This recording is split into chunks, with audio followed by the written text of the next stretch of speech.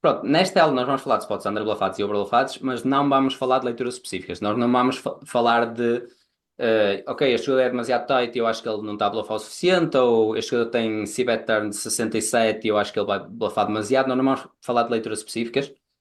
Isso é uma coisa que cada um de vocês já sabe fazer e pronto, é fácil adaptar, relativamente fácil adaptar, olhando para as stats, para as notas, timing tells, sizing tells, todas essas coisas. Nós não vamos falar disso.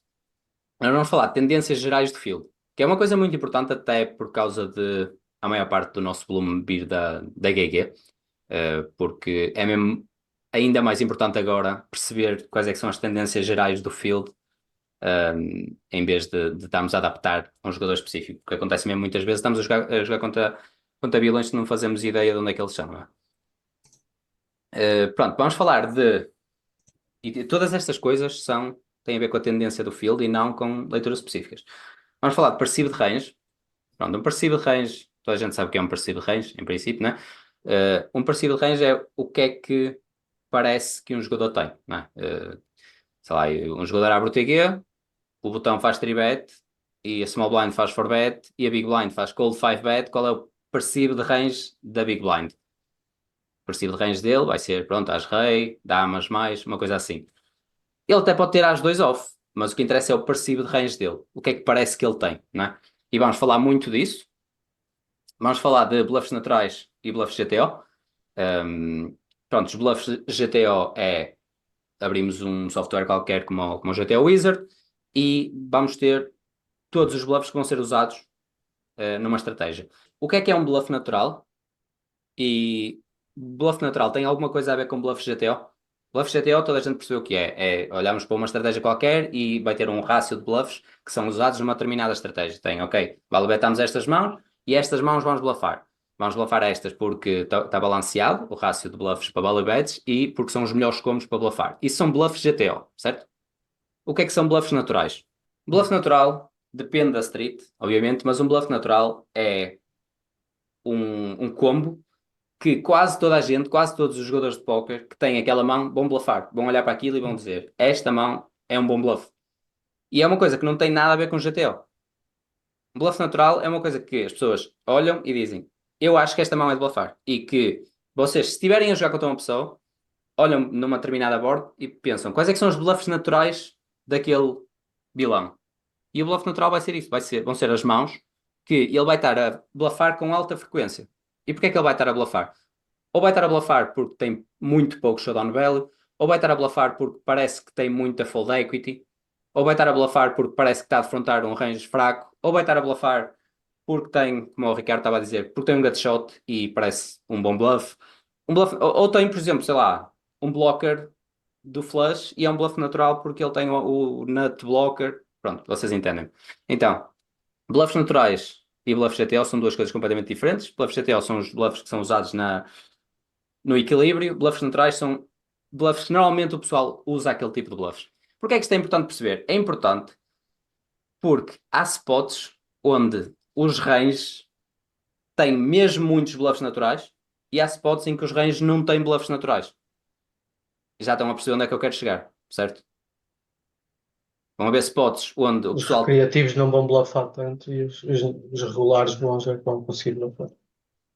Exatamente, vão haver spots onde naturalmente nós não vamos receber, não temos parte do range suficiente que é um bluff natural. Então nós vamos esquecer de bluffar. E vão haver outros spots onde nós temos demasiadas mãos, pensamos, pá, esta mão parece-me um bluff natural. Então vão haver spots onde nós vamos bluffar demasiado naturalmente e outras que não vamos bluffar o suficiente. Nós não, o objetivo é nós jogarmos bem, né? Mas em geral o field vai fazer mesmo muito isto. Pronto, e depois para acabar vamos falar de fold equity e como isso afeta a estratégia do field. Fold equity é simplesmente quando alguém está a tribetar pré ou a cibetar flop, qual é a fold equity que nós temos? Parece que temos muita fold equity ou parece que o gajo nunca vai foldar? É só isso? E depois vamos comparar as estratégias GTO com o que nós assumimos que o field faz. Olhar para o GTO e perceber, o field joga assim ou não? Eh, a informação que eu mais uso a jogar póquer é essa comparação entre GTO e o que eu assumo que o field faz.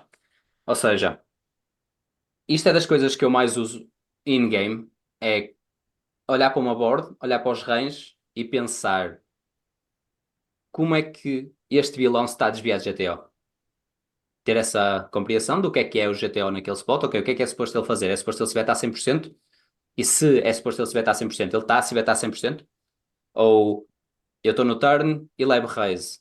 Ok, qual é a porcentagem de raise que é suposto ele ter aqui? É suposto ele ter 18%. Ok, será que ele vai ter 18%? Ou se calhar vai ter 6%, porque ninguém se lembra de raise o suficiente. Fazer essa comparação é mesmo muito importante. E pronto, eu para fazer essa comparação, eu uso mesmo muito a noção de passivo de range, de fold equity e deste rácio de bluffs naturais para bluffs GTO.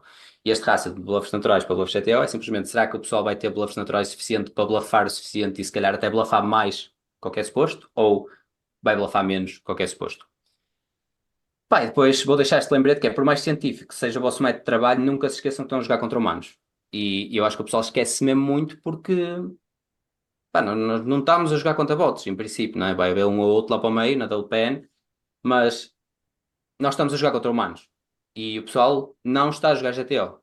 Em todos os spots que vocês vão jogar, literalmente todos os spots, ninguém está balanceado. O pessoal ou está a blafar demasiado ou está a blafar menos. Ninguém está balanceado.